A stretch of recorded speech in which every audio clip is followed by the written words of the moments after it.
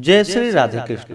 आप सभी का आपके अपने YouTube channel BK Mishra present में बहुत बहुत स्वागत है। आइए आज आप सब जानेंगे वर्ष 2025 श्रावण मास कृष्ण पक्ष में एकादशी का व्रत कब धारण किया जा रहा है। तो जानेंगे व्रत के शुभ मुहूर्त के बारे में, पारण समय के बारे में, पारण कब और किस चीज से किया जाएगा, इस दिन भगवान को विशेष करके किस वस्तु का भोग लगाए, इस दिन क्या करे क्या ना करे। तो आइए जानते हैं इन सबों के बारे में। संपूर्ण जानकारियां की प्राप्ति के लिए वीडियो को अंत तक जरूर देखें। चैनल पे अगर आप पहली बार आए हैं तो चैनल को लाल बटन दबा करके सब्सक्राइब करें, साथ ही बेल आइकन घंटी को दबाएं ताकि आने वाली वीडियो का नोटिफिकेशन आपको समय से मिलता रहे। वीडियो को लाइक करें, साथ ही कमेंट में भगवान विष्णु की जय जरूर लिखें। आप सभी भक्तों को कामिका एकादशी, कामदा एकादशी की ढेर सारी शुभकामनाएं। आप सभी के जीवन में लक्ष्मी नारायण की कृपा से आप सभी को सभी प्रकार के सुख तथा समृद्धि की प्राप्ति हो। श्रावण मास कृष्ण पक्ष में पड़ने वाली एकादशी को इसे कामदा एकादशी और कामिका एकादशी के नाम से जाना जाता है। इस दिन विशेष प्रकार से भगवान विष्णु के चतुर्भुजी स्वरूप की पूजा करनी चाहिए। साथ ही माता लक्ष्मी एकादशी माता की पूजा करनी चाहिए तथा यह व्रत जो कि भगवान शालिग्राम को अर्पित है, इस दिन भगवान शालिग्राम की पूजन करने का भी विधान है। इसलिए इस दिन को जो कि शालिग्राम पूजन भी माना जाता है। यह व्रत सांसारिक बंधनों से छुटकारा पाने के लिए श्रेष्ठ है। इस व्रत को करने वाला धन, वैभव, पुत्र, पौत्र आदि सुख भोगता है तथा इस व्रत के पुण्य प्रभाव से वाजपेयी यज्ञ का पुण्य फल प्राप्त होता है। जो मनुष्य शंख चक्र गदाधारी एवं श्रीधर नामक विष्णु भगवान का पूजन करते हैं और भक्ति पूर्वक ध्यान करते हैं, उनको नैमिषारण्य में एवं पुष्कर तथा काशी में गंगा स्नान का जो फल होता है उससे भी अधिक उत्तम फल की प्राप्ति होती है। श्रावण मास कृष्ण पक्ष की एकादशी तिथि प्रारंभ समय 20 जुलाई 2025 दिन रविवार दोपहर 12:14 और एकादशी तिथि की जो समाप्ति है वह 21 जुलाई 2025 दिन सोमवार सुबह 9:40 पे एकादशी तिथि की समाप्ति है। तो शुद्ध रूप से सूर्योदय व्यापनी के अनुसार द्वादशी युक्त एकादशी का व्रत सभी भक्तजन अस्मार्त हो या वैष्णव हो सभी जो कि 21 जुलाई को सोमवार के दिन एकादशी का व्रत धारण करेंगे। इस बार श्रावण के महीने में एकादशी के दिन सोमवार का दिन पड़ रहा है तो यह और भी उत्तम है, क्योंकि इस दिन सावन सोमवार का व्रत भी किया जाएगा और एकादशी का व्रत भी धारण किया जाएगा। तो इस दिन भगवान शिव तथा भगवान विष्णु का पूजन करे तो यह बड़ा ही उत्तम फलदायी होगा। इस व्रत का पारण 22 जुलाई को किया जाएगा। पारण के लिए कहा गया है पारण द्वादशी में ही करनी चाहिए। हरिवासर समाप्त होने के बाद करना चाहिए। द्वादशी तिथि का पहला चौथाई हिस्सा हरिवासर का होता है। द्वादशी तिथि की समाप्ति जो कि 22 जुलाई को सुबह 7:06 पे द्वादशी तिथि की समाप्ति है। तो व्रत का पारण सभी भक्तजन 22 जुलाई को सुबह 5:21 से सुबह 7:05 तक व्रत का पारण संपन्न कर लेंगे। इस व्रत का पारण दुर्वा दलेन पारणम, दुर्वा दल से व्रत का पारण है। यह संभव ना हो पाए तो आप जल फल या तुलसी दल से व्रत का पारण करें। 21 जुलाई को ब्रह्म मुहूर्त का समय सुबह 4:14 से सुबह 5:55 तक होगा। सूर्योदय का समय सुबह 5:20, सूर्यास्त शाम 6:48 होगा।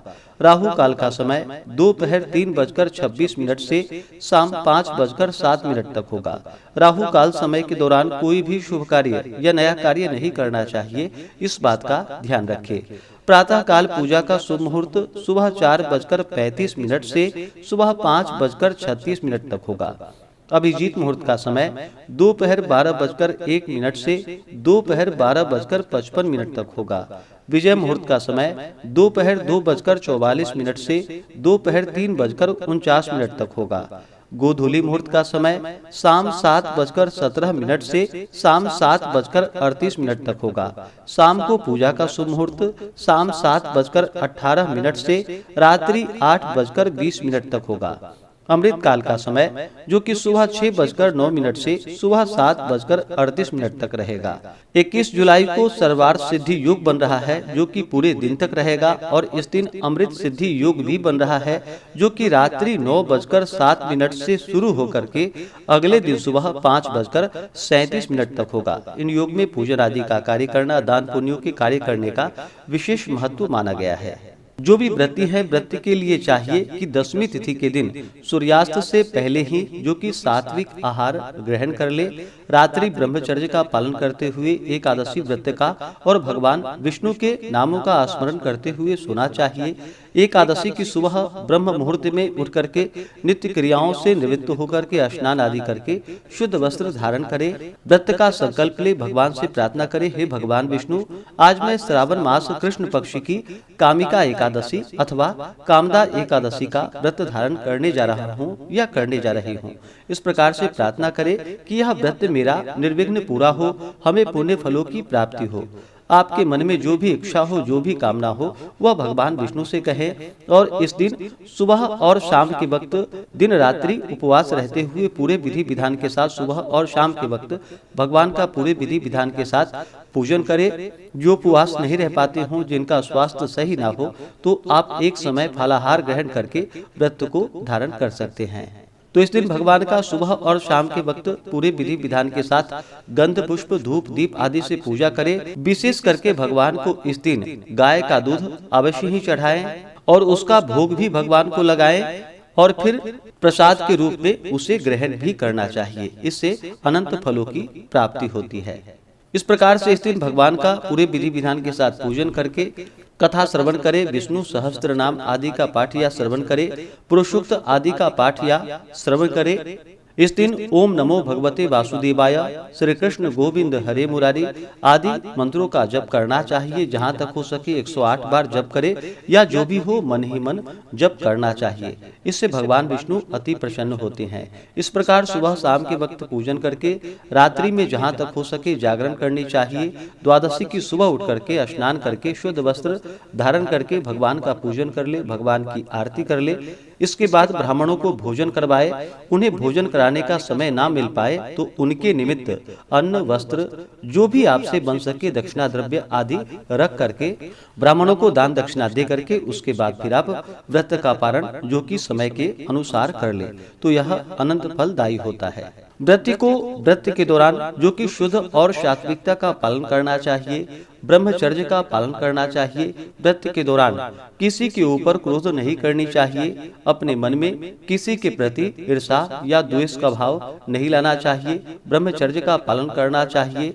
भगवान विष्णु के चरणों में अपना मन लगाना चाहिए। और इस बार खास करके सोमवार के दिन एकादशी का व्रत है, तो इस दिन भगवान विष्णु का पूजन करे। साथ ही भगवान शिव जी के मंदिरों में जाकर के भगवान शिव जी का अभिषेक करे, पूजन करे, तो यह अनंत फलदायी माना गया है। और इस दिन भगवान का पूजन करे तो भगवान विष्णु का जो कि तुलसी मंजरी से अवश्य ही पूजा करनी चाहिए। साथ ही भगवान शिव का भी तुलसी मंजरी से पूजन करे।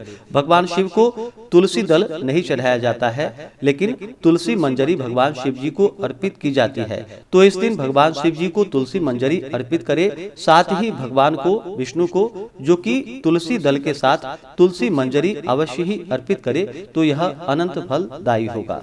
तो आशा करता हूँ कि यह जानकारी आपको अच्छा लगा हो। इसी प्रकार से ज्ञानवर्धक जानकारियाँ प्राप्त करते रहने के लिए, व्रत पूजा के बारे में जानने के लिए, कथा को सुनने के लिए चैनल पे अगर आप पहली बार आए हैं तो चैनल को लाल बटन दबा करके सब्सक्राइब करें। साथ में बेल आइकन घंटी को दबाएं ताकि आने वाली वीडियो का नोटिफिकेशन आपको समय से मिलता रहे। वीडियो को लाइक करें, शेयर करें। सुखी रहे और स्वस्थ रहे। जय श्री राधे कृष्ण। धन्यवाद।